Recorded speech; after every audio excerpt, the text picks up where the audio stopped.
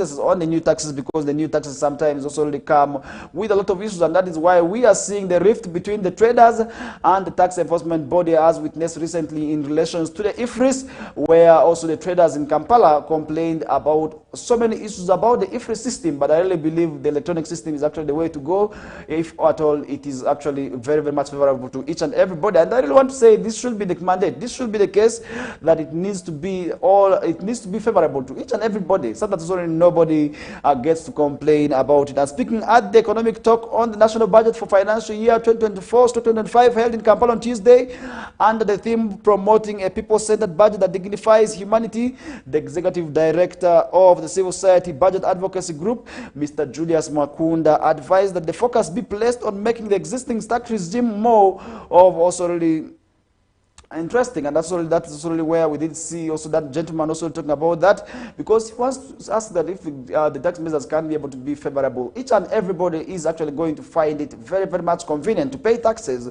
Why sometimes people opt to also really not to pay taxes is because sometimes the taxes are very much heavy for them, and they really feel they do not see any value for them paying these taxes, and that is why we see people also really running away from paying taxes, which at the end of the day also really leads to a lot of challenges. But we are saying, as business people, if at all you are feeling the taxes are also really not maybe suiting you, you have the mandate of what we call also really applying for an assessment, and that is how at the end of the day why the tax appeals are always there, because you can appeal as actually your taxes can be revised, because many of the times we have seen a businessman just closing without necessarily ensuring that they also really go for these tax appeals. We are saying we need those businesses, because first of all those businesses are employing a number of people. If at all they close, they wouldn't also really be to the best of the government, because many of these people, both directly and indirectly, who are employed in these businesses will have to, in one way or the other, pay taxes. And that is why we are saying for those who are into these businesses, we must make sure, if at all you feel the pinch of the taxes at one moment, all you need to do is actually rush out to URA and make this tax appeal, so that really the taxes can be revised, because that is how at the end of the day you will be able to get justice, just rather than closing the business, because that is how we have seen so many businesses close today. And today in Western Sub-region particularly, I can't be able to mention to you 10 businesses that were vibrant, but today they are no more, and most of these actually can be traced to taxes. And I really want to say it is not really right for us to witness more of these businesses closing. We have bus companies that are bowed out of business, and we have other business and shops which have also moved out. And really, what does that mean?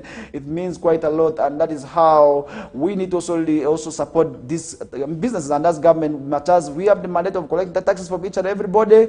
Let's also really maybe mind of tax waivers, so that really these businessmen can be able to empower themselves, so that they can also grow, because if at all these businesses grow, then the number of people who are going to be employed from this region definitely also really goes up. And that is how at the end of the day government will be able to raise more taxes. And I really feel that is actually one thing I need to also talk about, as people of this region have been raising that concern most often, and in each and every fora with URA we have seen this issue coming up. But really, how do we also support the businesses is a question also the URA should be asking themselves, because this issue continues to come up each and every time we have an engagement with Uganda Revenue Authority.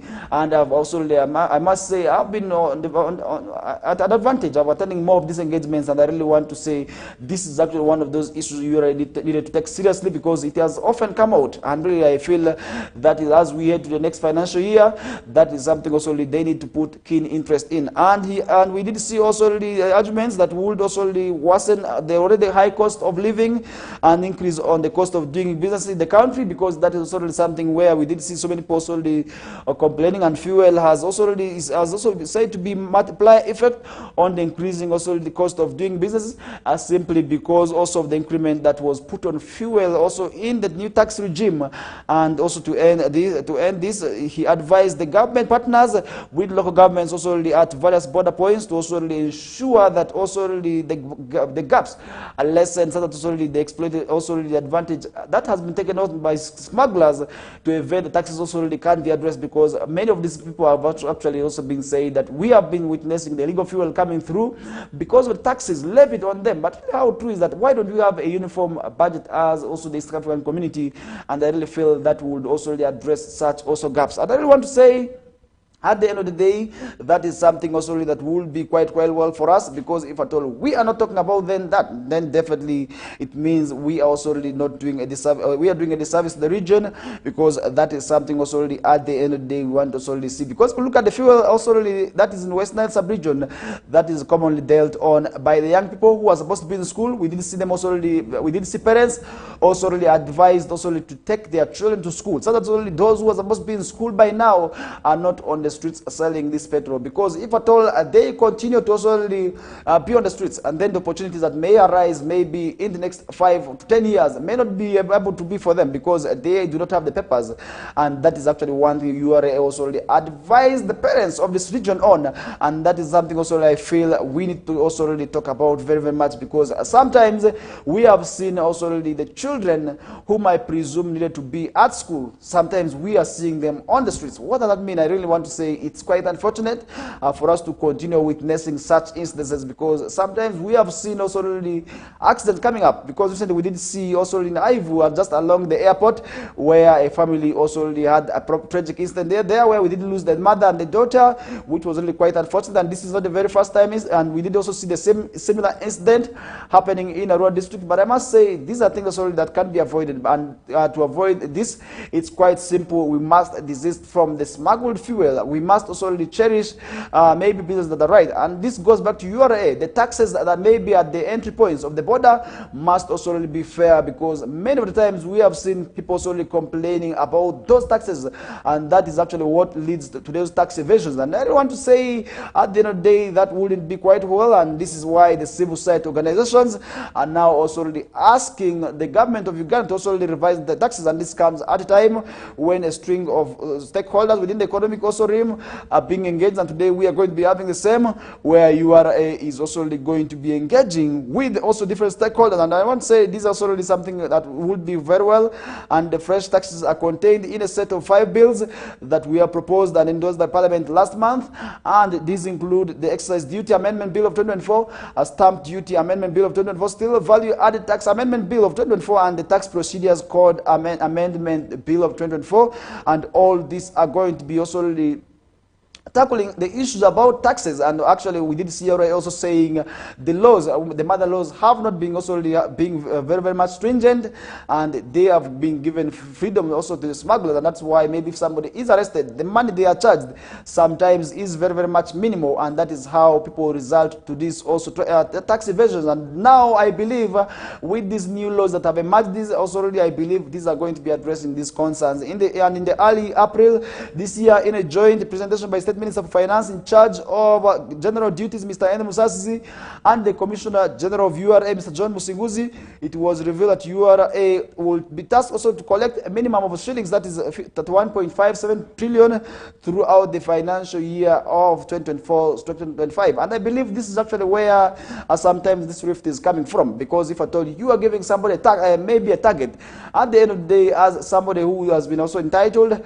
I will do everything to also within my means to solely make sure that I raise money. And I believe this is actually where sometimes we are seeing the running battles between URA officials and the community, where sometimes we have seen the community also really becoming very much rowdy to the extent of stoning the URA officials, more so the UPDF officers, who are sometimes dressed in combat as if they are going to also really Somalia to also really fight the rebels in there. But really that's not the way as I believe the URA should also carry out the operations, because sometimes you see these officials are really very much bigger, and you see these people actually very much scary, and you think that even they are terrorists. But really that is something also I want to say we must also make sure we harmonize the relationship between the taxpayers and the tax body, which would also be made quite realistic, first of all, through the involvement of all the stakeholders. And I want to say that is something also which is quite possible. And I really want to say that brings us to the end of the first half of the first hour. This is still a KOKOLIRIKO live show with me, Farish Majid,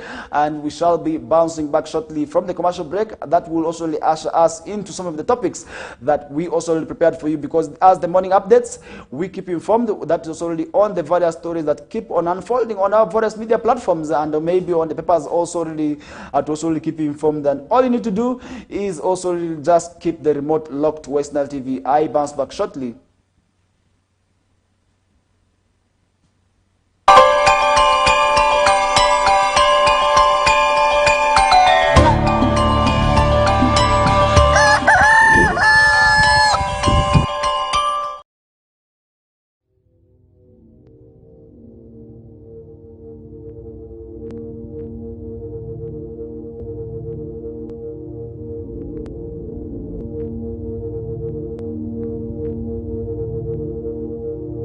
West Nile TV, lighting up the region.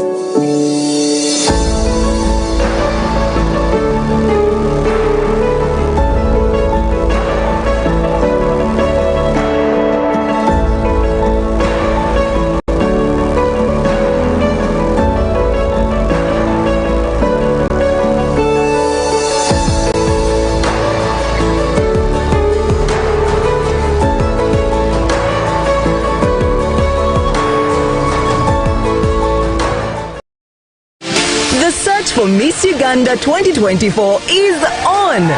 Get ready to be wowed by the girls' intelligence, charisma, and big dreams. Who will be the next Miss Uganda? Find out starting 10th May every Friday to Sunday at 8 p.m. on Makulachika, exclusively on Star Times. For more details on how to join the competition, visit www.missuganda.co.ug or visit Star Times branches. The show is sponsored by VNA, LMZ, Comform, Nanjing Hotel, Kira Motors, Sheraton, Uganda Airlines, and lead sponsors, Grass Textiles and U-Home. Miss Uganda 2024, true Ugandan beauty.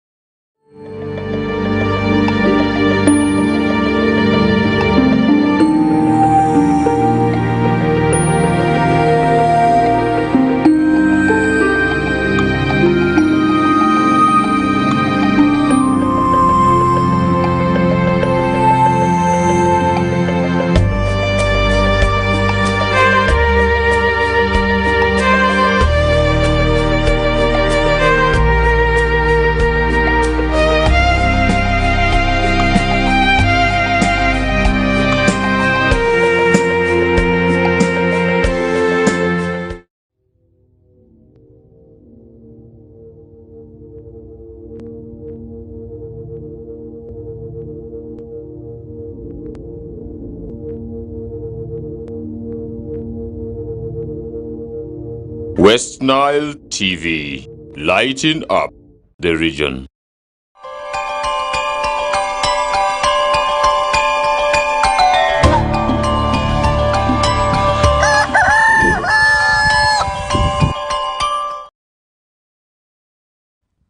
Alright, welcome back from the break. We are back into the second half of the first hour. This is still the KOKOLIRIKO live show on West Nile TV with me, Faresh Majid, and we are going to be doing this with you up to the hour of 9 o'clock. And after 9 o'clock, that's when the news bulletin in Lubalati with Mukulia Lawrence will be coming through. And that is why I want to say, for those who speak the language, you must also really wait for them in there. The team is ready to keep informed of what is happening in the region, and that is how we are going to be keeping informed, because as West Nile Television, our number one mandate remains to enlighten the region, and we are going to be doing that alone. We must definitely also do that with you, and that is why we must keep informed of what is happening, first of all, in the region and across the borders, and that is also really something that where we are going to be also really talking very much on. And now to begin the second half with, I don't know why the inhumanity is actually on the rise, where we are seeing today with the world becoming very, very much inhuman. I don't know what is happening, where people just think that they can be able to kill the other like that. And remember, taking the life of the other is actually against the laws, unless also really in the courts of law. And that is how, at the end of the day, we have seen people also really being arrested for mob action in there. Now, police in Shema district, this is also really where we want to begin up the discussions right from Western Uganda, are investigating the circumstances under which a teenage boy crawled also really out of grave in which he was buried alive after being tortured by cow croakers in there. And that's something I really want to say, where it is also really becoming very much unfortunate, where co-workers also really being able to take the laws in their hands.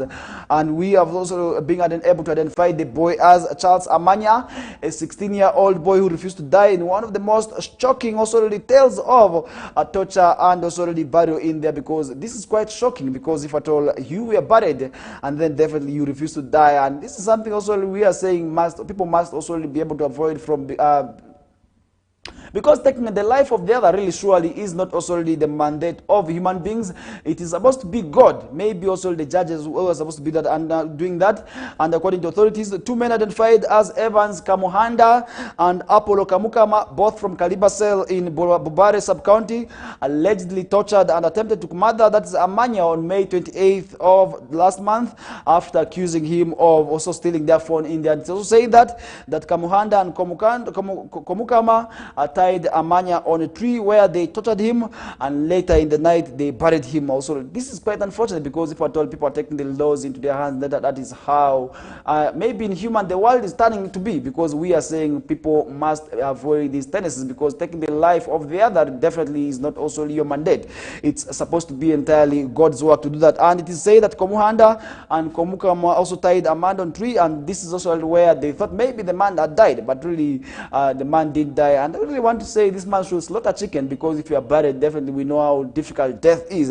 And also one of the things I actually fear most is death, but really that is also really something I want to say each and everybody must be prepared for, because it is also really clearly stated in the books that each and every living soul shall at one time also really test death. And that is how also really where we are saying, much as all of us are entitled to death, but we are saying it shouldn't be also really caused by any other person, because also that is how at the end of the day it has become very, very much dangerous. And it is said that Komuhanda and Komuhanda tied man on tree, and they dug also a hole where the suspect was thrown in, and also where he was buried, also maybe think that he was dead. And reports also indicate that the victim spent 2 days in the shack until May 30th, also at about 6 p.m. when he was discovered also and taken to police in the Namanya. A resident of Kabuije Cell was also transferred to Bubare Health Center for treatment, and in a statement also that's issued by police spokesperson Fred Enanga, described this act as extremely saddening, given the fact that also the victim was held captive, tortured, and also a missing phone and dumped in a shallow grave by his co-workers, which is really quite unfortunate. And the two suspects are currently detained at Shema Police Station, are now facing also really charges of torture, conspiracy, and attempted murder in there. And these are also really grievous offenses, and I don't want to say people must desist from such maybe activities. That's already you are not caught up by the laws, because the laws are very clear. It's against the laws, maybe torture, because human rights do not permit, first of all, the life or taking the life of another person, because that is really how unfortunate it is. And we are saying people must avoid from these tendencies, so that really nobody is also really held responsible for taking the life of the other. And the two suspects also really are currently detained, and this is the second group of suspects being arrested for aggravated torture this week, also really following a similar incident which happened in Kampala, in which a security guard was also really recorded, also really seeing also really filmed also really beating another man on top of a building, and the man was also really arrested. And that is also we talked about it yesterday, and today we also really talking about a similar incident. And today's, I must say, is quite worse, because burying somebody, reaching an extent of burial, and this is really quite unfortunate. And it was in place, according to information from there, to also to identify the other suspects who are still at large. And I really want to say these are things already we must desist from, because these are things already that may put us in trouble, because if at all you are taking the laws into your hands, and then definitely the laws may also catch up with you. At the end of the day, we may see you be arrested, which would also lead you to trouble, maybe in prisons and also in shells, which at the end of the day I really feel wouldn't also be good for you, first of all, and your families, plus those dependents who are entirely in need of your help. And I don't want to say for you to avoid maybe being taken captive, that is to the prisons. We must also desist from issues of taking the laws into our hands, and that is also something where I want to say the government, first of all, must come up also with stringent measures. That's also to address this issue of mob action, and mob also really where many people call as mob justice. But information from human rights indicates that there is nothing called mob justice. It's rather mob action, because there is no justice that can be identified, maybe administered by the mob. Justice is actually also really strictly being also given. That is at the courts of law, and that is why we are calling it mob action. And I don't want to say this is something also we must also not be arrested for, because if at all we are going to be arrested for that, then definitely we may also learn trouble also of the various laws that also continue to also affect the world in there. Now let's leave that aside. Let's look at what is happening that is nationally. That's in relation to the recently censure motion signatures that also are being also looked for by a section of legislators who want to censor about 4 colleagues. These are the commissioners also for taking, that is the 1.7 billion as service awards, also which many of actual termed as corruption, and we didn't see many signatures already being also registered, but now we also really seeing some of the MPs also really talking about that. Now let's see also really what the MPs are exactly saying, where we are seeing members of parliament also really criticizing Nanyondo for withdrawing the census signature in there, and that's something we did see happening, as Luemiyaga County Member of Parliament Theodore Sechkuwo has criticized Veronica Nanyondo for her claim that she was misled into signing the censor motion, and recently we did see also her saying that she signed also the censor motion thinking that also it was attendance. But really, as we were signing, before we were signing, did you read the headline? This is already something also really where I want to say people must also really be able to also really be very much serious on, because before signing any document, I believe and I presume as somebody of that caliber, you also first of all ought to read through before you pen your signature, because if at all these claims are coming, then it means also really as a member of parliament, you didn't also really, you are not focused, and that is how at the end of the day you also really sign, because you have the mandate to ask, what is this exactly I'm trying to sign? What is this? What does it mean? Is it attendance or is it the system? Because I believe before solely being told maybe to also sign the document, you are also ably informed, and that is how the Bukoma and Simbi District 1 Parliament Nanyondo on Tuesday wrote to Speaker of Parliament, that's Anita Mong, claiming also really that she had been mistakenly signed, led to signing the motion, censor motion, and thinking that it was attendance at least for meeting that was called by leader of opposition in parliament, that's Joel Senyuya. And Ms. Nanyondo from the opposition group, or that's of National Unity Platform, said she had been also hoodwinked, but also she didn't also indicate by whom also the letter came in from, because now we are seeing also the National Unity Platform also really very much contradicting on here, because one of their colleagues is actually the one who is trying to withdraw the signature, because we are also really we are believing some of the legislators also really mostly also from the national platform, we are behind also this this move to censor these colleagues. But really, what does that mean? This is also where I need to ask you, the viewer, this early morning, on what exactly you think about the censor motion. But Sechkuwo dismissed Nanyondo's explanation as unfortunate, and also the characteristics of critics often also associated with censor motions in parliament, and that's something we did see happening in there. Sechkuwo went on to express little surprise at Nanyondo's actions, citing reluctance of several MPs known for their anti-corruption stance, that is to support the motion in there. And leader of opposition, that's Joel Senyonyi, also rubbished Nanyondo's claims, and also explaining that also the first Senyonyi said that they had a cabinet meeting on Tuesday, which Ms. Nanyondo also could have not attended because she is not a member of the shadow cabinet, and that's something also we did see happening in there. Legislator John Teira of Bugabula took to his that former known as Twitter, also to mock Ms. Nanyondo, questioning how a legislator could be able to be hoodwinked in there. And lead petitioner Sechkuwo announced that this team will publicly display the list of MPs who have signed the censor motion there. This process is set to conclude on Friday, which is tomorrow afternoon, following the State of Nation address, which will be at 2 p.m. That's on Friday. And this is something also I want to say we are yet following up on. I don't know how many signatures will be obtained by tomorrow, but this will just need about 175 signatures, and of which they have already obtained more than 120, according to information we are receiving from there. And I don't know how many, maybe how many colleagues shall be able to sign the censor motion. But really the question I'm also asking, has your MP signed the signature motion, the censor motion? But really, unfortunately, one of those also really on the list is actually from Western Sub-Region. I don't know what that means, but really I don't know how many MPs have actually signed the censor motion. Is yours among those who have already signed the censor motion? If at all not, what exactly maybe does that mean? And this is also really why I'm putting it to you, the viewer, but we are following up on, and I don't know what exactly that censor motion means. That is the colleagues, but we are yet following up on and exactly see how this matter shall be able to end. And this is not the very first time, by the way, we are seeing commissioners also really being censored.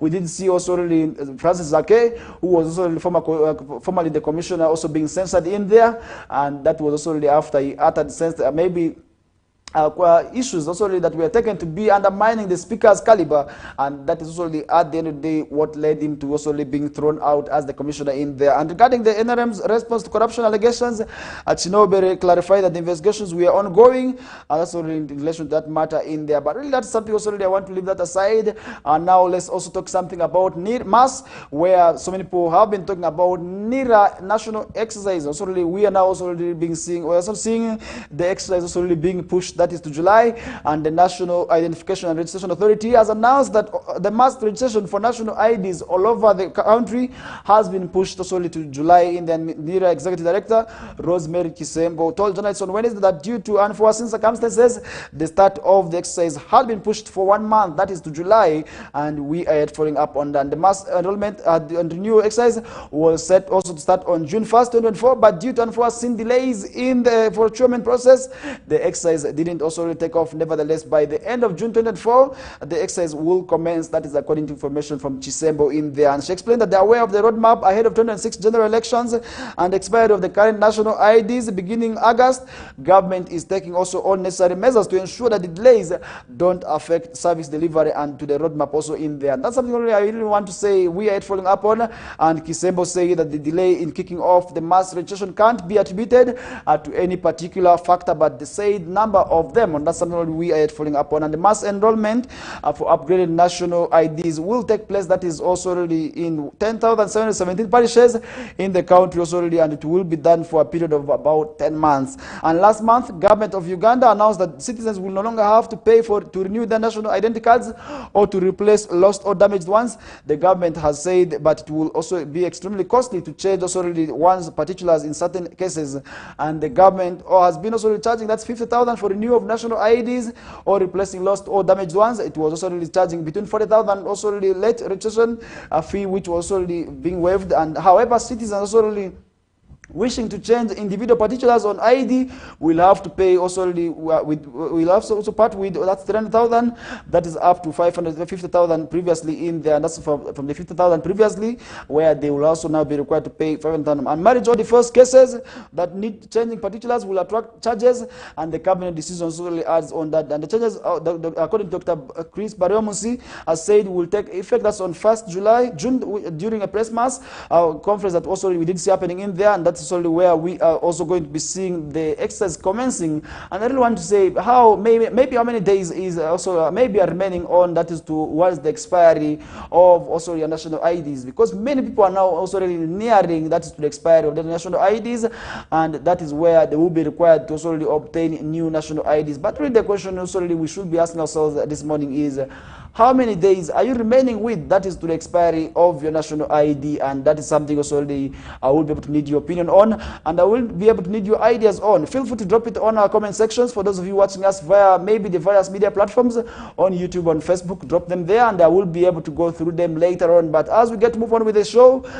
there was unrest at City Hall as cleaners again protest over delayed payments, and this is something also I must say was about to happen in Arua City, because we did see also the city very much being littered on with garbage, and filth and stench smell is actually what welcomed many people into this also city here. Because if you look at what happened along the hospital lane as of yesterday, we did see also really garbage being dumped on the streets. But I must also commend the city authorities for now making sure that also that the garbage was moved off by yesterday, because surely this was something that was making our city look very dirty and also really unappalling to live in. Because that is something also really I want to say at the end of the day that would also not make us proud as people who live in this city. And that means we have, as citizens, we have the mandate also to make our city very much beautiful through paying our taxes. And those who are maybe also having the properties, we must make sure we pay the property tax. And so that's already also maybe the government also through the city council can be able to make sure that they take care of the garbage. But really on quite sad note, I believe also that is where the city council needs to give much priority to garbage management, because just 3 days was enough for us to see how very much dirty the city is. And I really want to say that was something that we didn't want to see, but and something we didn't pray for. But I now want to say that I believe the situation has now been handled very well, and that's something also we did see also that didn't go on well with the section of some of the leaders within the city, more so from the Central Division District in there. That is something also I want to say. At the end of the day, we want to ensure that the city is also really very, very much clean. And looking at what is happening in Kampala, we did see chaos erupting as the Kampala City Capital City Authority Gate on Tuesday morning, as city cleaners took to the streets demanding the overdue also wages in there. And the facility cleaners also claim that they haven't received salaries for the 6 months, and leading to their drastic protest. This marks also the fourth demonstration by the cleaners in less than 6 months also in there. And the police were also deployed to restore order and sanity in the city as the cleaners continued to protest against the delayed payments, and tensions escalated when tear gas was used, causing also 2 cleaners to also collapse near the KCA offices in there. And that's something I want to say that shouldn't be the case. We must not use the tear gas on the citizens, more so these local ordinary persons who are yet looking for survival, because for somebody out there to come out and pick interest in wanting to work maybe and also really raise money for their families, that is how at the end of the day we shouldn't also really tear gas them, because if at all we are tear gassing them, these are our mothers who are also really our mothers, our fathers, our brothers and sisters who are working as cleaners in there, and really to tear gas them is really quite unfortunate. And that is how at the end of the day we must also desist from tendencies of tear gassing them, because really to see somebody also really collapsing just at the gate is really quite unfortunate, because the constitution is very clear to demonstrate against what you feel is not right is the constitutional mandate, which is also really permitted and granted by the law, only if at all we also really observe first of all the issued guidelines of the police. First of all, before we move into this also protest, we also required first of all to have guidance for police, and that is maybe if police also gives the mandate, then why do they also come back to tear gas? And that is also at the end of the day something I must say is really quite unfortunate. And several cleaners also were arrested, although the exact number remains unspecified. And the Speaker of Parliament, that's Anita Mong, had previously also already directed KCA to promptly pay the cleaners. However, the cleaners expressed disappointment, stating that their pleas fell on deaf ears, and that is how at the end of the day and up to date they haven't also being able to receive their monies. And in an act of frustration, the cleaners resorted to vandalism, dumping garbage on the KCA gate and causing traffic disruptions, also resulting that's also in a complete standstill in there.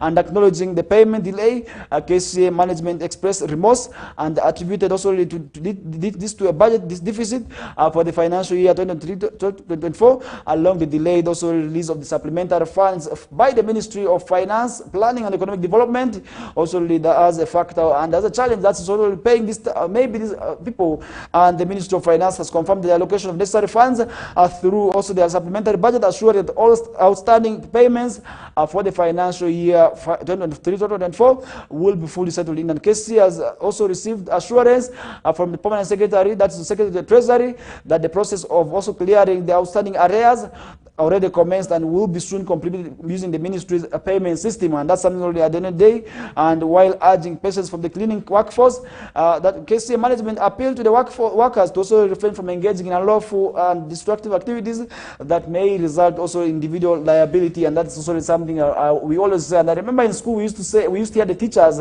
saying that you may do something as a group, but we are going to be fishing you as an individual. And as an individual, that is also really where you are going to be taking the disciplinary action. In this case, maybe the courts of law shall be able to sort of maybe the ones to deal with this one. That is how at the end of the day we want to say people must desist from these tendencies of first of all taking the laws into their hands. But really, much as the constitutional mandate is actually very clear that also it is the rights of these people to first of all also really maybe demonstrate, because the laws are very clear. The laws permit demonstrations. First of all, it's not against the law, only if at all maybe you respect the issued guidelines in place.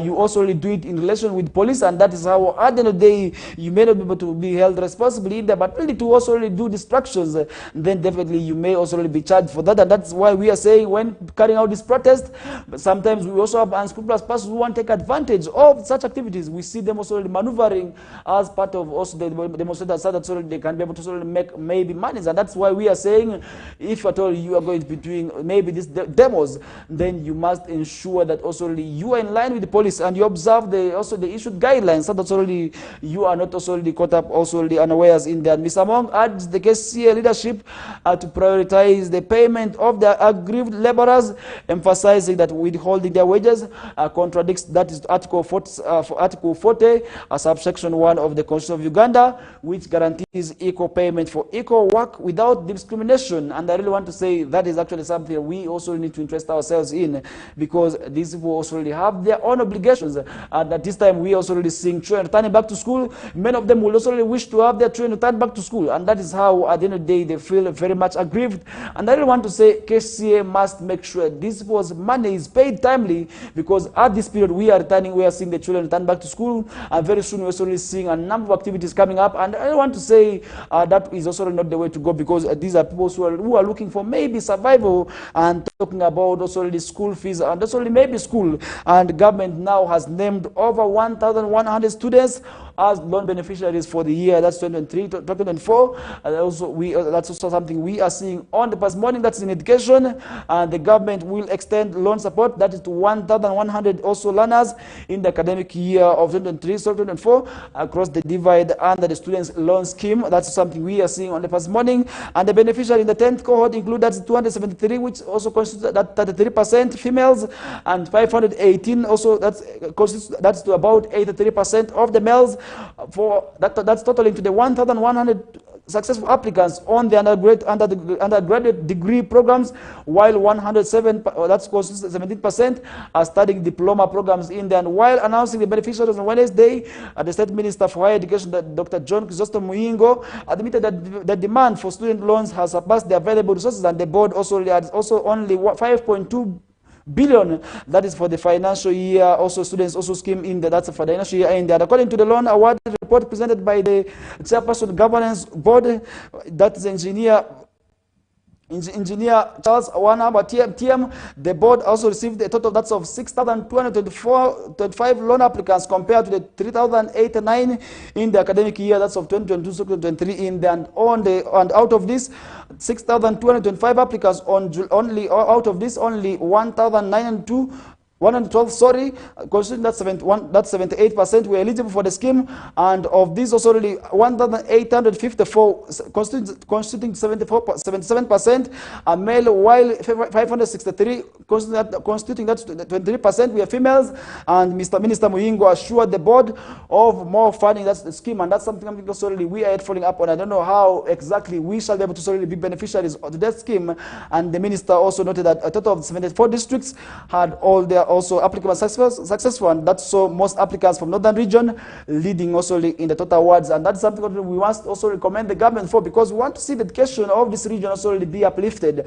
And I don't want to say, as people of this region who actually faced a number of challenges, if at all government also extends more of these activities, that would be quite well, because many of times we have gone through a lot as people of this region, and that is also where also such supports can be able to also uplift the education sector of this region. And the executive director, that is the HEFSB, Mr. Michael Wanyama, has said the board sustained affirmative action program targeting female applicants and persons with disabilities, where it gave also already a 7-point advantage to the female applicants and persons with disability, and 23 persons with disabilities we are selected also to study various programs in sciences and humanity programs in that. And Dr. Wana STM has said also we are efforts to simplify and standardize the application process to ensure broader accessibility in there. And that's something also really added today. Some people have been complaining on and recognize the success of the online application mode and the decrease on the number of applicants compared to previous years, attributing also to the impact of COVID-19 pandemic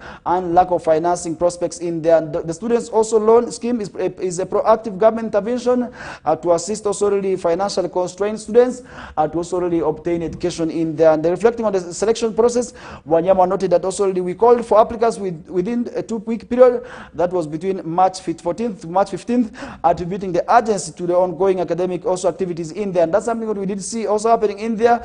And the list of beneficiaries is actually out, and maybe you is out there who applied, then definitely you need to also really check out for your name. Maybe if at all you are also really successful, because sometimes also really you may also be successful when not knowing that you actually went through, and you may also really be out there thinking that you are actually among those that you are selected also really for this exercise, and then when you are not. And that is how I want to say people must make sure that they also really check out for their names, and that would be quite well. And I really want to say it's quite possible for us to also obtain this as bursaries, these loan schemes, so that's already we also uplift our education. And as people of this region, I want to implore all of us to also always rally out and check for these opportunities. These opportunities may also knock for us, and that is how at the end of the day we may also better out our education. And that brings us to the end of the first hour. This is still the KOKOLIRIKO live show on West Nile TV with me, Farish Majid. It's a great pleasure having you on board, but now we are going to be running for a short commercial breather, and when we bounce, we shall be having more other topics also unfolded on the show here. Stay tuned.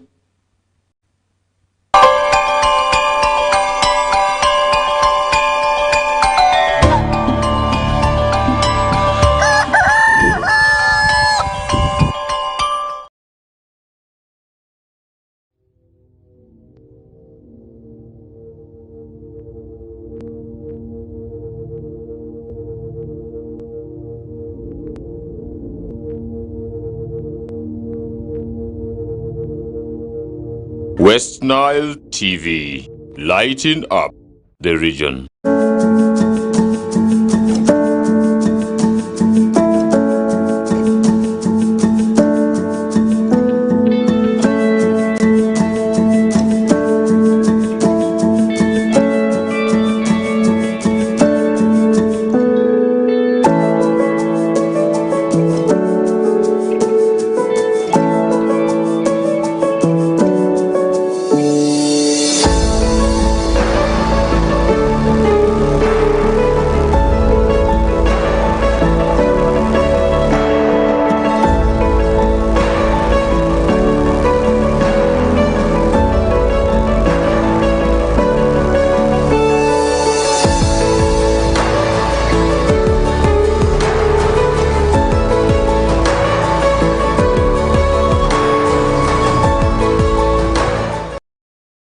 The search for Miss Uganda 2024 is on. Get ready to be wowed by the girls' intelligence, charisma, and big dreams. Who will be the next Miss Uganda? Find out starting 10th May every Friday to Sunday at 8 p.m. on Makulachika, exclusively on Star Times. For more details on how to join the competition, visit www.missuganda.co.ug or visit Star Times branches. The show is sponsored by VNA, LMZ, Comform, Nanjing Hotel, Kira Motors, Sheraton, Uganda Airlines, and lead sponsors Grace Textiles and U-Home. Miss Uganda 2024, true Ugandan beauty.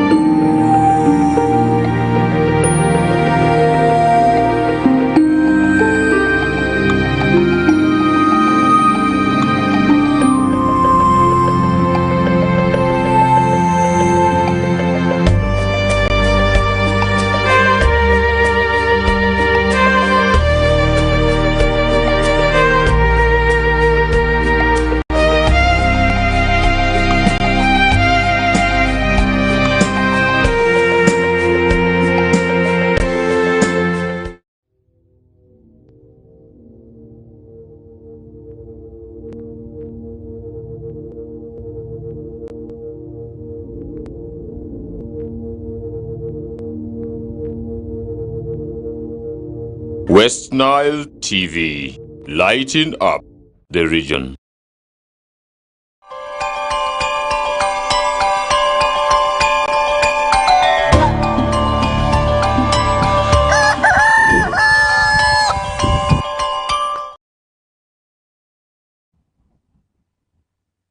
Alright, welcome back from that short commercial break. We are back into our second hour, just 4 minutes after 8 o'clock, and this is actually where we are going to be talking very much a lot of issues happening that is right from the region and nationally. And now to begin off the second hour without wasting any time, that is from Makerere University, where we are seeing angry Makerere staff also really threatening to lobby for sanctions against also really Nawangwe, who is the vice chancellor in there. And what does that mean? Today we are talking about sanctions, and sanctions also really are not being, earlier on we were talking about sanctions in Parliament, and now we are also really seeing it at the fountain of education, as most people call it, because usually they say Makerere University is actually the fountain of education in this country. And now we are also really seeing the Makerere University Joint Staff Association, which is abbreviated as MWASA, has asked Vice Chancellor Barnabas Nawangi to rescind the suspension that is to a top academic forum, and also really check his suspension attitude. And that's something we are seeing on the papers this morning. This is in the Nile Post, where Professor Nawangwe last week also unilaterally suspended the Dean's Forum,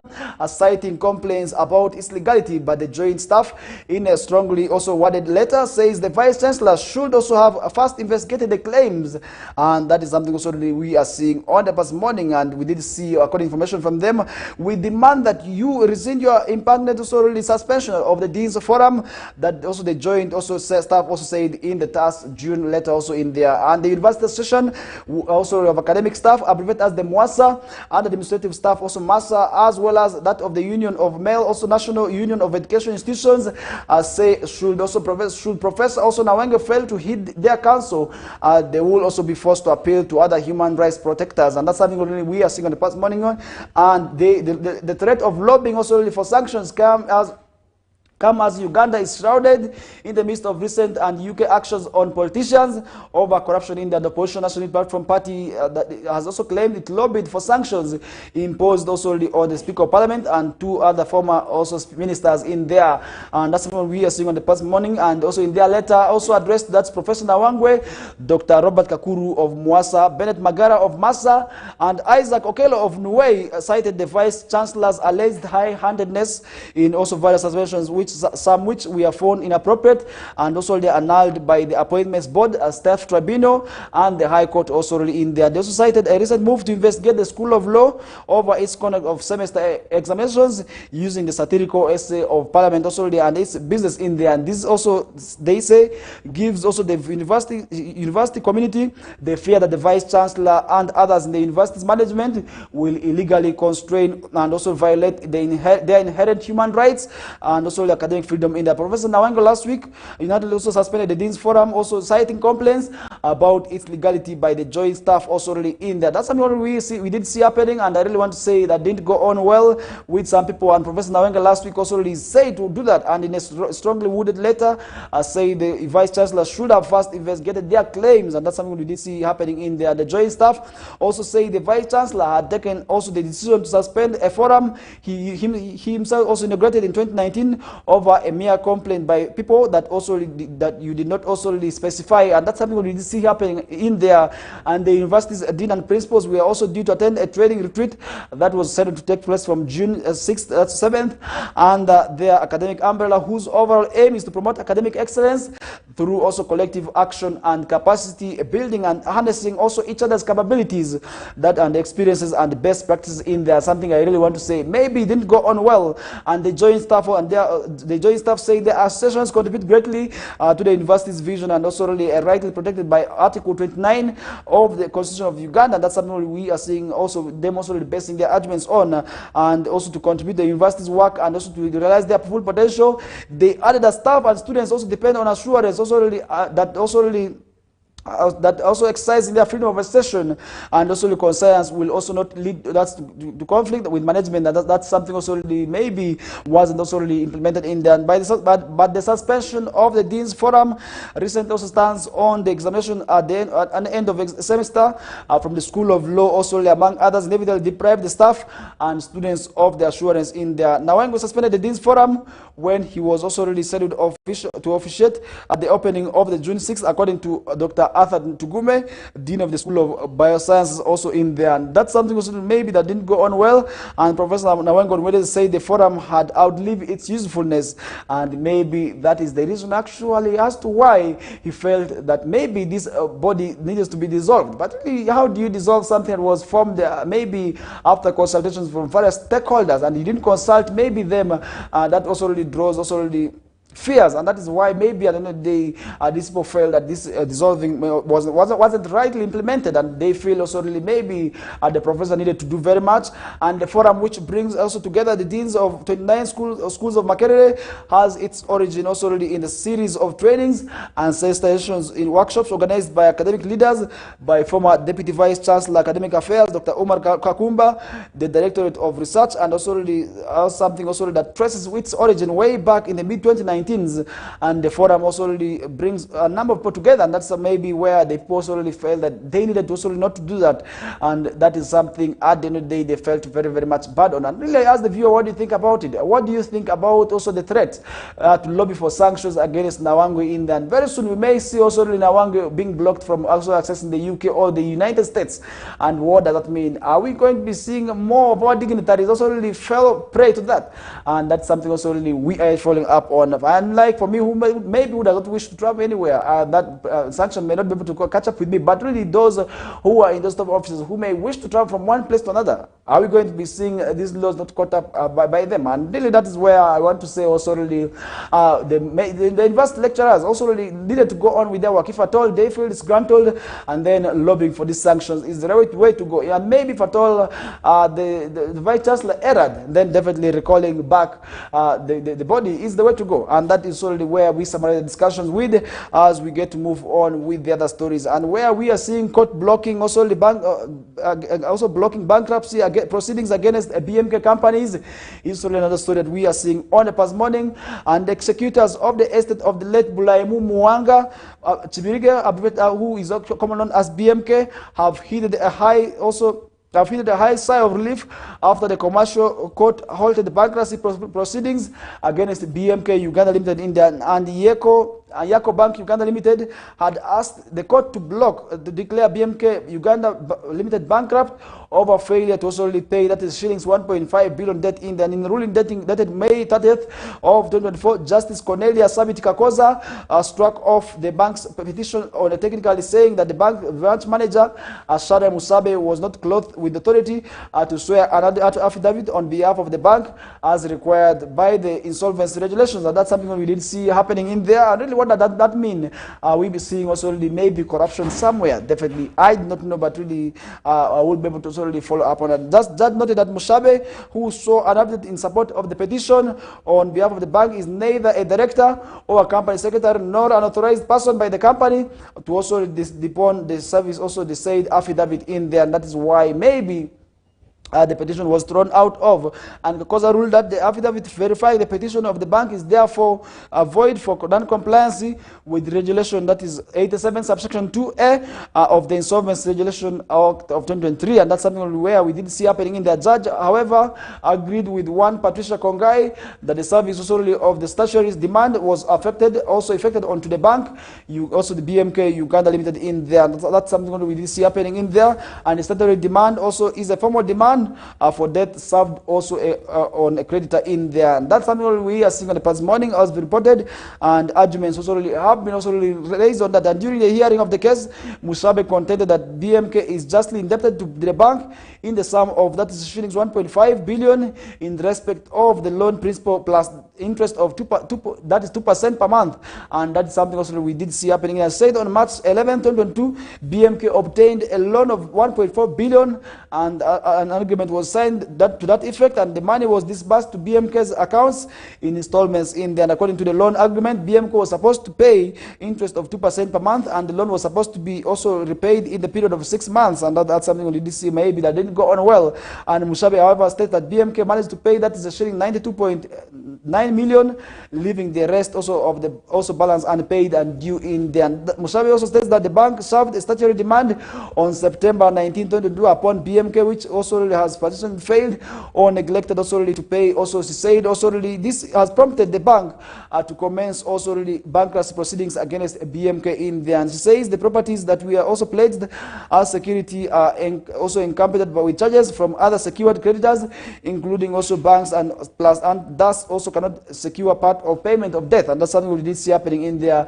And in defense, we did see in Tributo, BMK directors have therefore also asked the court to dismiss the bank's insolvency petitions for also having been also commenced against in a prematurely on account of failure to serve a statutory demand that is to BMK is required under to BMK as required under Article 4, that's subsection D of the Insolvency Act of 2011, and also Regulation 5, subsection 1 of the Insolvency Act of 2013 in there. And the directors of BMK Uganda Limited, Haruna Kalule Chibirige, Jamil Kasuja Mwanga, Ali Chibirige Mwanga, and Haruna Kalule Mwanga, and who is also the company director in there. And Ali Chibirige Mwanga saw an affidavit stating that the bank was also required under the insolvency laws of Uganda to serve the BMK statutory demand to compliance, or setting up aside also before it could also commence insolvency proceedings based on the said also statutory demand in there. And what do you think about it? Then definitely that is also something we need to talk about, because if at all we are talking about this, many people also continue to talk about this, because many people also continue to have court cases against loans. But really, what exactly maybe should be done to also avoid these proceedings? Maybe the proceedings not go on for very long, because sometimes we see people borrowing loans, but really the payment also has a lot of issues, and that is where sometimes people are dragged to court. And really, how do we avoid these issues of people being dragged to court? Is also really where I need your opinion on as the viewer this morning. And he said it is only BMK's directors, secretaries, or principal officers that are empowered empowered to receive official or vital documents also on behalf of the company, unless the company has also authorized another person in writing to also receive it. And that is something also we did see maybe didn't go on well. And Ali Chibirige Mwanga said the company got to know about the existence of the statutory demand also issued against it after filing also insolvency proceedings against it. And that's something also we did see happening in there. And that is also really where we need to leave the discussions in relation to that aside. And now let's look at maybe what is happening elsewhere as Uganda loses over 1.9 trillion, that is annually. That is also where we are seeing in health, where about 1.9 trillion people are also really said to have lost their lives, and also they are losing their lives also really annually. That's according to a report in there. And this is also a recent study also really where Uganda is said to be losing over 1.9 trillion, that's malaria annually, according to a report also really targeted by malaria, as also said in there. And what does that mean? It means also really many people are not abiding by the issued guidelines against malaria, because many times people have been also asked that is to sleep under treated mosquito nets. And then secondly, we have also been seeing people also really being asked to first of all clear the bushes around their homes. And then thirdly, people must also really use maybe those other chemicals that also really can be able to chase away malaria. But up to date, we are still seeing malaria remaining a great also sickness that still also really continues to claim a number of lives. And if you move to the hospital right now, definitely you will be able to also see many of those people who are actually coming, that is at the OPDs, these are the outpatient departments, are actually registering cases of malaria. And what does that mean? It means that malaria is still very much relevant, is still within us. And now we did see in the report that also that malaria causes immense detrimental health effects and is responsible for that's 30 to 50% of outpatient visits and 15% to 20% of the hospital admissions. And that's when also something we are also really seeing on the past morning. And another report also released by World Health Organization in 2024 also indicates that there were also an estimate that 12.7% million malaria cases and over also 17,556 also estimated deaths in the country as a result of malaria. And now to combat also the deaths caused by malaria each and every year in Uganda, the Rotary Club of Lubowa has launched a free medical treatment that's solely against malaria, that is also in Zana also slums in there. According to the media recently in Zana, Joshua Semukula, the club president, also revealed that during also their survey, they established that also the people living in the slums are usually also really at high risk of getting bitten by mosquitoes, which also really also said to be biting people day by day in there. And that's also really at the end of the day where I want to say at night, people must also really ensure that they sleep under treated mosquito nets. And Semakula noted, although the Ministry of Health is doing a great job of dispersing mosquito nets, that is to various communities, many people have not often taken advantage of also really utilizing these nets properly. And that's something also really I want to say at the same event, we did see Rotary Club also organizing a medical camp that saw over 100 people also medically checked up on against malaria. And remember, malaria remains a great challenge and also a great concern to the health sector in there. And that's something also I want to say. People must also really avoid, first of all, also really staying out at night, because many of the times also really the young people actually are said to be contracting malaria because they give much time also really, that is to live, first of all, that is in the areas at night, and that is how at the end of the day they are bitten by the mosquitoes. This is the female Anopheles mosquito, which is already there, and that's why we are saying people must avoid, first of all, also really these instances of staying at night. And you at night, you really see people struggling to slap their legs.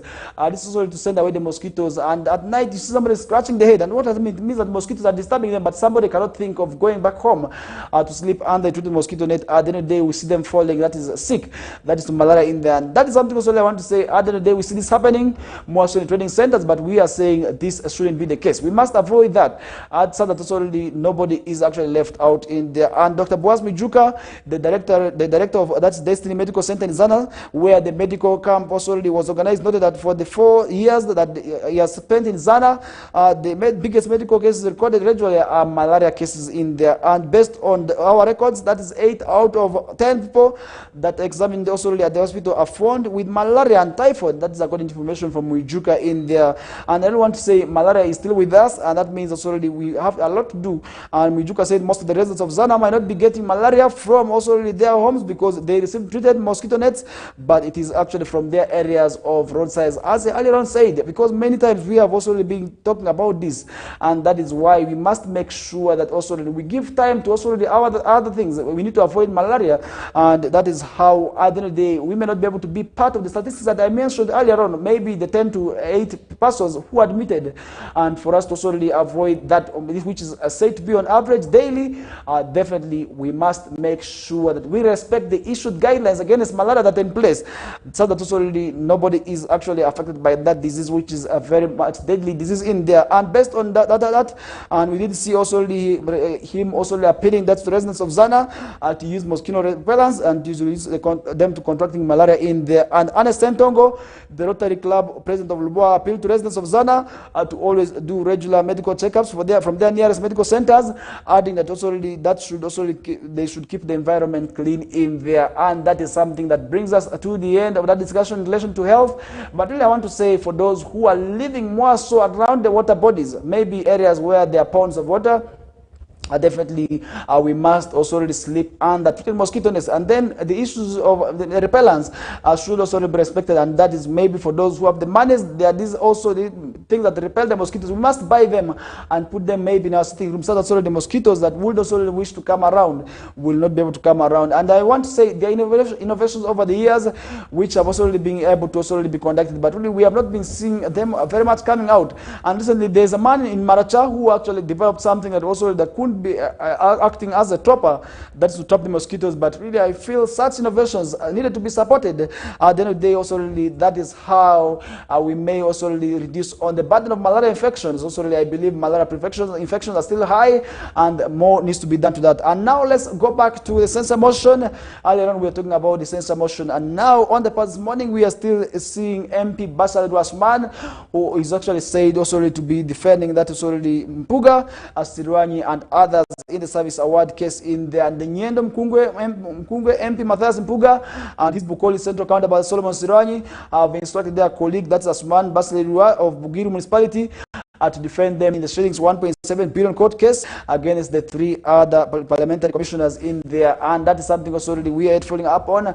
And I want to say, at the end of the day, want to see that also really be addressed. And the case was filed last month by also the controversial city lawyer Male Mabirizi, also in the Chief Magistrates Court of Uganda, road in Kampala. And other commissioners dragged to court are the Speaker of Parliament, that's Anita Mong, Prosim Babazi Akampurira of Rubanda, woman MP, and Esther Foyochan, who is the woman MP for Zombo District India. And these are people who have also really appeared on the list for that case. In the Wednesday, June 5th, Basaliru, a seasoned lawyer, told the Miaga counterpart, that is Theodore Sechkubo, who is leading the crusade to censor the 4 backbench commissioners, that the shillings 1.7 billion case is now subsidized and cannot be discussed also already in the House. And he broke also already the news to Sechkubo that he had been instructed to represent the 2 commissioners in court in there, and that is something also already at the end of the day we shall be able to follow up. And Sechkubo wondered why Basaliro was deciding the fate of their motion, also already saying that the court case did not also stop them from collecting their signatures, censor the commissioners.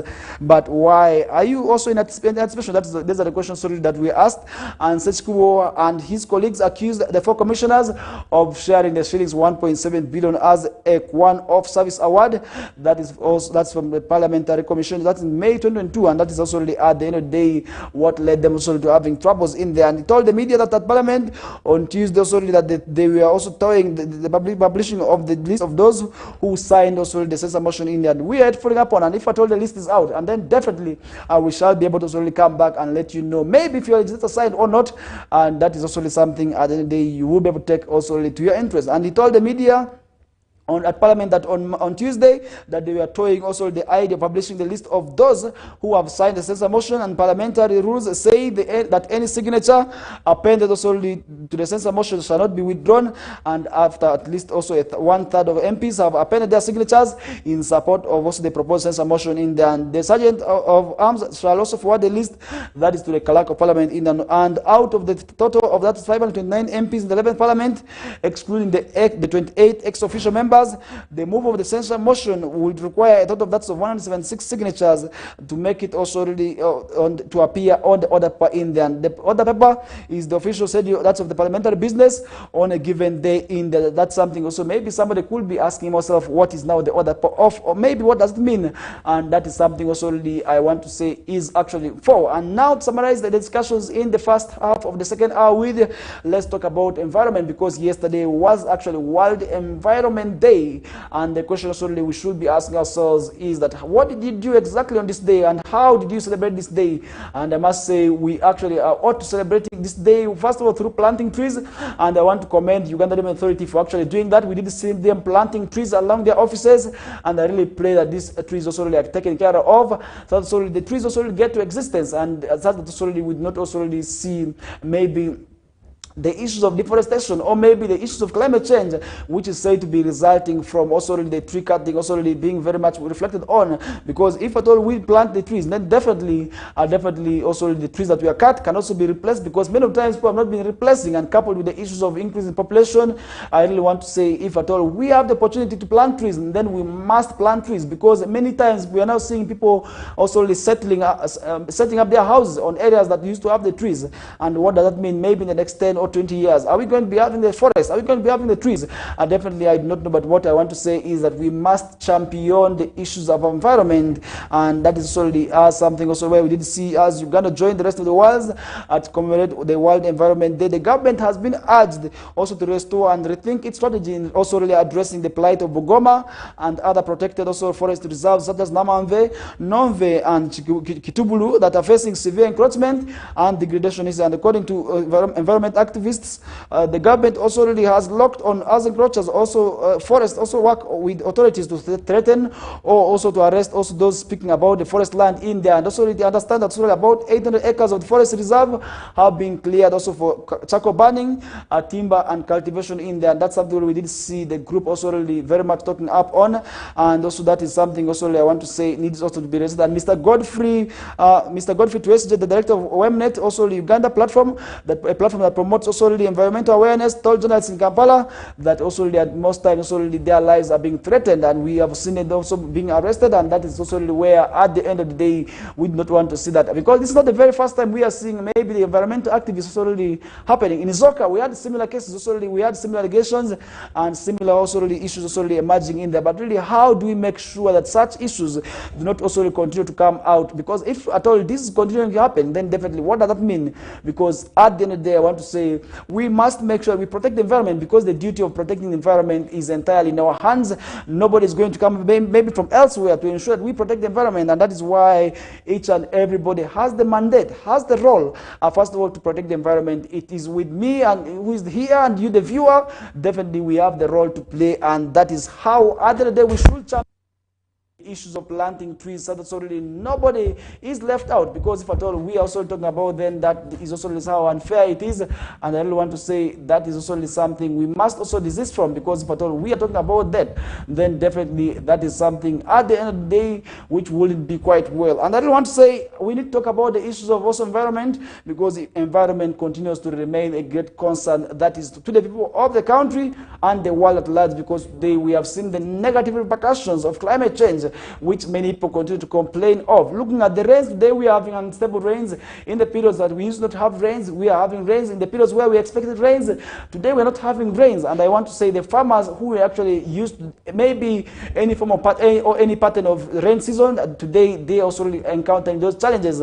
And that is why we are saying we must also champion that issue in there, because if at all we are not championing it, then definitely we may also continue to have those challenges which continue to affect the environment in there. And the environment say that government should make public and also the leaked also boundary survey report to show also really whether the forest land still exists, if not also really where the part of the forest land also stops in there. And they are actually demanding the government to come up with the clear boundaries of also the forest cover in there, so that's really maybe we get to understand what exactly maybe we are wrong.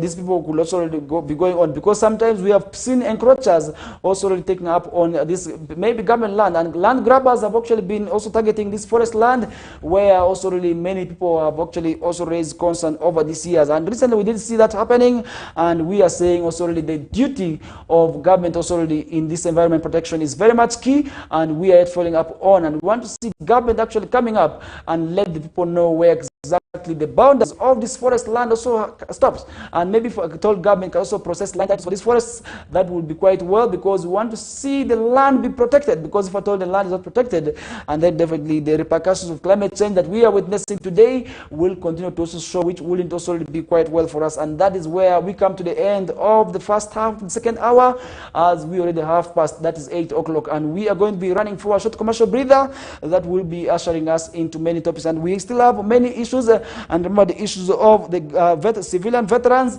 is also something we are going to be talking out on, and as government is to secure 3 billion. That is for the 1,269 also war veterans, and we did see also the West Nile also recently also demanding for the same, and we are going to be doing that discussions in the second hour of the show. But for now, let's have the short commercial breather as we bounce back shortly.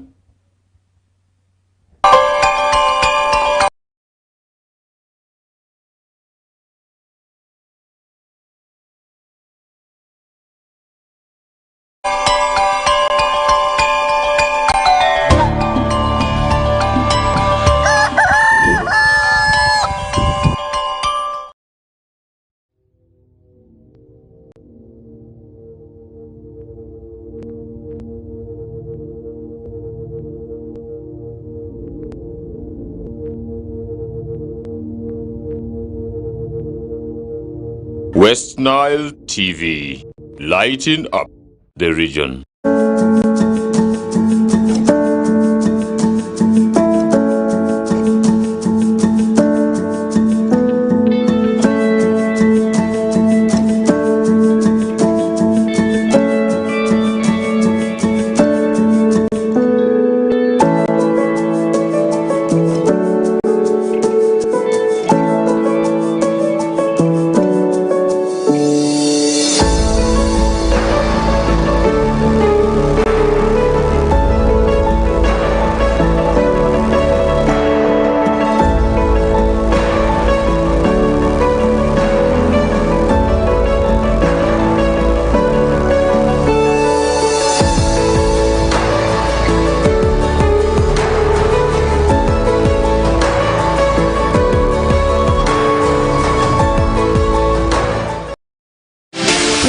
For Miss Uganda 2024 is on.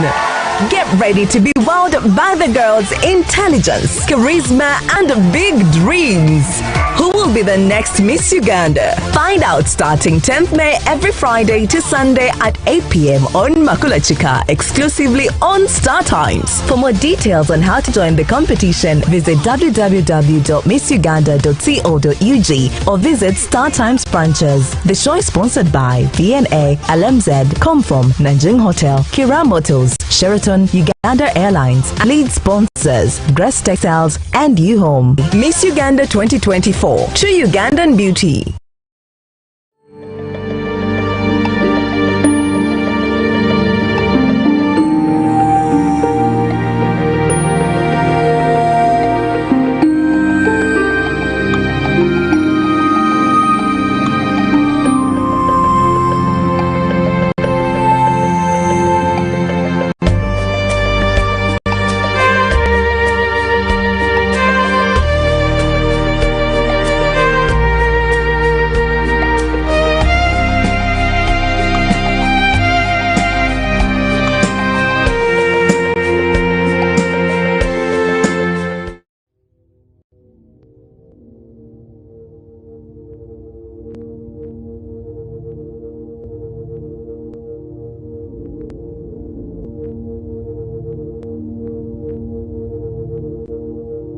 West Nile TV, lighting up the region.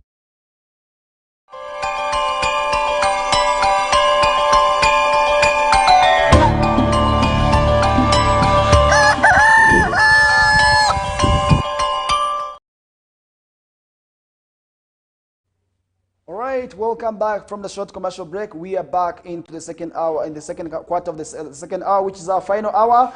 And this is actually where we are going to be doing a lot of issues and reminders of some of the stories that continue to happen in there. Remember, just 2 days ago, we did see also really the voice of veterans from Western Sub-region, in particular Aru district, demanding for a quick also verification of their list, also their names on the list that also really maybe to get this money in there. Now we are seeing information indicating nationally that government of Uganda on June 5th announced a release of that is shillings 3 billion as a token of appreciation, that is to a section of the civilian veterans who supported the President Museveni during the guerrilla war against the government of Dr. Milton Obote.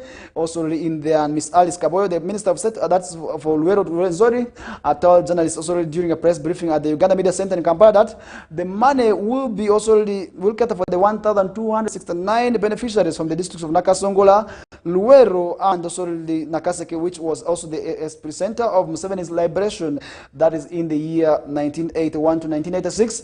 Also, and that is where the money will be going to them. What about those maybe in the other areas? Is also something that somebody out there could be interested in. And the beneficiaries were cleared by the Veterans Verification Committee under the first schedule, that's from the districts of Luero, Nakasongola, and Nakaseke. And the committee will continue verifying the civilian veterans who have also not yet also been considered. My office also will ensure that the located funds will be able to go for the paid point. That's according to information from Ms. Kaboyo in there. And really, what do you think about that? And she went on to say that she said the exercise had been also paused because also really they had been overwhelmed by the impersonators and people who actually want to take advantage of each and every process.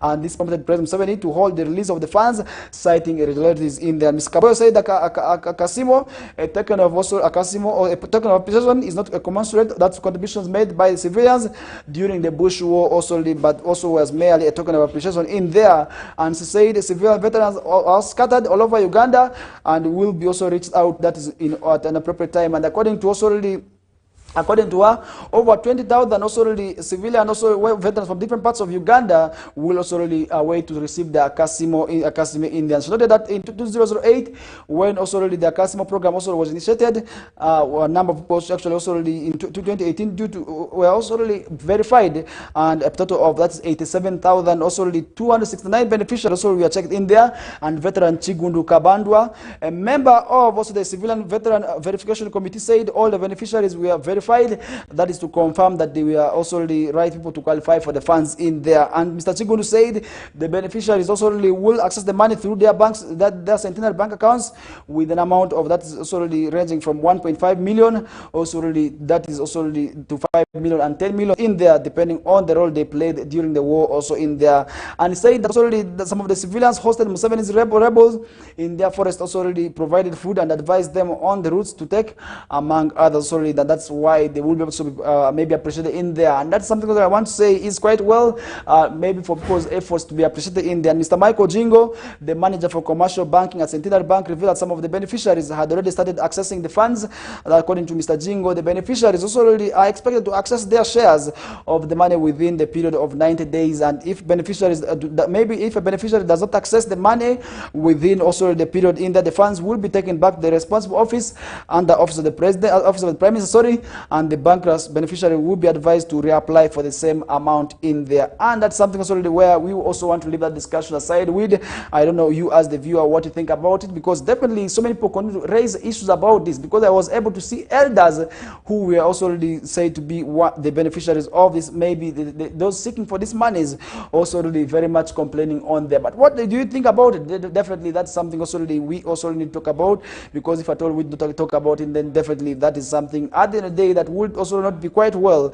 And I really want to say that is where also we want to put that discussion aside and we get to move on with the show. And now let's summarize the discussions with what is happening in Amuru, where also the section of leaders also in Amuru district are complaining about the cut or shortfall in the budget. That's for the financial year 2024-2025, which actually is worrying the leaders in there. And according to Right Honorable, that's Honorable Adoch Jen, the speaker, that's Amuru district local government, that's the 10 billion also deficit, that's in the financial year, that's of 2025, that's for financial that's for Rural district, came to the district also already to fail to meet the target. That's on the local revenue, and really that is where we are saying local revenue is actually the greatest contributor to the funding of this budget, and that is why we must empower most of these local people to actually engage in activity, maybe money venturing activities, for instance, businesses where we can't be able to get money from them, and really if at all we are not supporting them, then definitely that is already where we may have challenges. And this, given the fact that we are still having PDM, and I want to say many people actually need to invest the PDM money into businesses, so that also already we get to also obtain the money from them.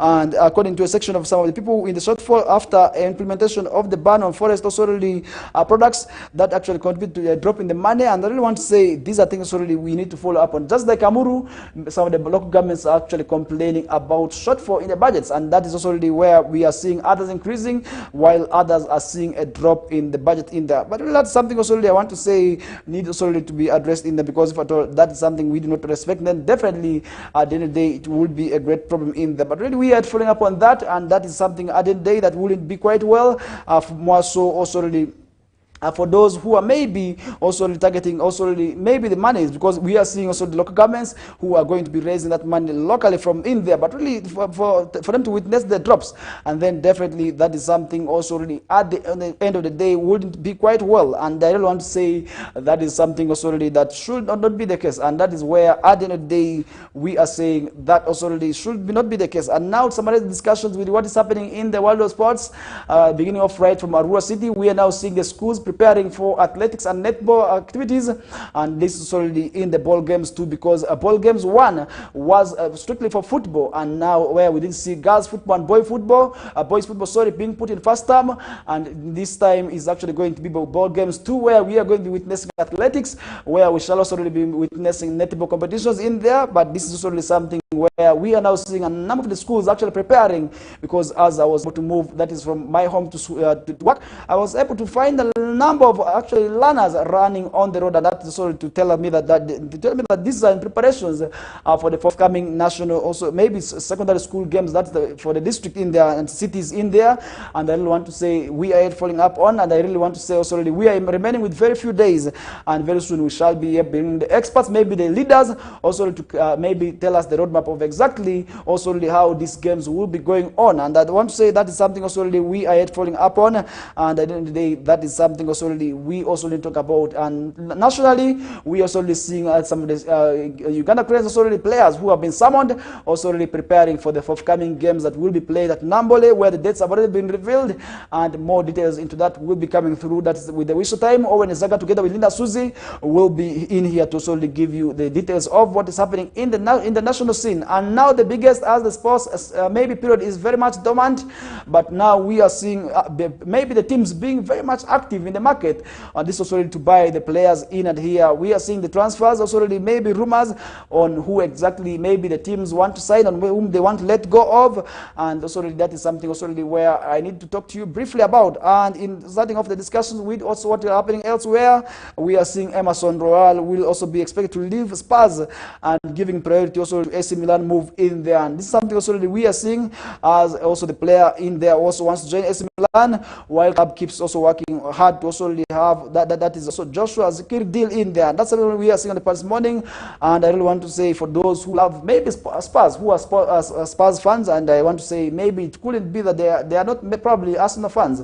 I believe Arsenal fans will never support Spurs, given the fact that actually they had hopes in Spurs, but to their dismay that did happen. But really we are following up on that. That's football. Football is always football, where there are always winners, where there are losers, and where there also timing for draw. And that is where at the end of the day, if at all something happens maybe to that, that would also really mean a lot. And now looking at also what is happening where elsewhere, Fabrizio, that's also got information from Fabrizio Romano, Juventus is keeping on working. That's on Tion Compeman's deal already. That's already as they also already approved as a top target. That is for Thiago Motta in there. And remember, Motta is actually one of the targets also in there, and also that is something also at the end of the day also we are seeing on the past morning. And this is also in the world of sports, because we have to keep you updated across all the sectors. We do not want to leave any sector untouched, and that is why also we give you what's happening in the world of sports. And looking at what is happening in Real Madrid, Luka Modric has signed his new contract, valid also until June 25 with Real Madrid. That's also according to information that we have seen just revealed, and he will also already be staying at the club that is in Spain. And that's something also we are following up on. And for this, maybe Madrid fans, definitely you will be able to know how this man is still playing at that age, and that means also already a lot. Maybe also coupled with the new arrival of Kylian Mbappe, then we may see Real Madrid also already being very much another thing, and that is also already where at the end of the day where the Champions League's winners also already will also already maybe retaining the trophy for, and that's one thing also already I want to say with the new additions, and also already with the remaining of the top guns, what exactly is that going to be putting Real Madrid at, and that is something also already at the end of the day you as the viewer also already is thinking about. Maybe you maybe which players do you think your players also your teams also need to sign, and where exactly do you think they should sign these players from? So that's already we have a spirited fight that is also already for the next coming season campaign, and that is also already where at the end of the day it would be quite well. And that's one thing also already where I want to keep the discussions that is in relation to sports aside, as more details into the world of sports will be coming through. That's from 2 to 3 p.m.